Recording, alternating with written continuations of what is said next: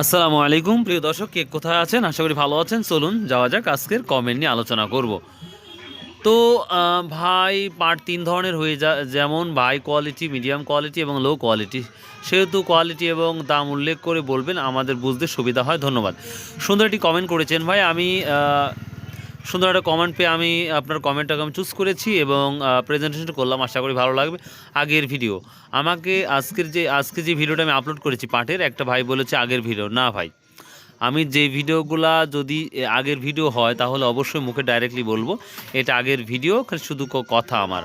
দিনাজপুরে পাটের দাম বেশি। খুব সুন্দর একটি কমেন্ট করেছেন ভাই, কিন্তু কত বেশি কি দাম ওইটা বললে খুশি হতাম।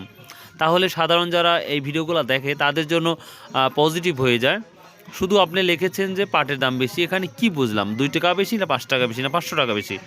গাইবান্ধা গোবিন্দাগঞ্জ 3500 থেকে 3600 টাকা, এটা কমন মার্কেট।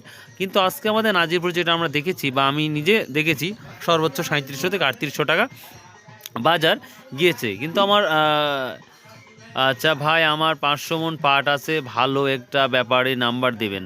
অবশ্যই দিয়ে দেবো ইনশাল্লাহ ভাই, কিন্তু তারপরে আপনারা অবশ্যই আপনারা চেষ্টা করবেন আপনাদের নাম্বারটা যদি প্লেস করতে পারেন। অবশ্যই আমি ইচ্ছা করলে তো স্ক্রিনে দিতে পারি, আসলে ভাই দেওয়াটা অন্যরকম দেখায় এবং কঠিন হয়ে যায় সবার জন্য।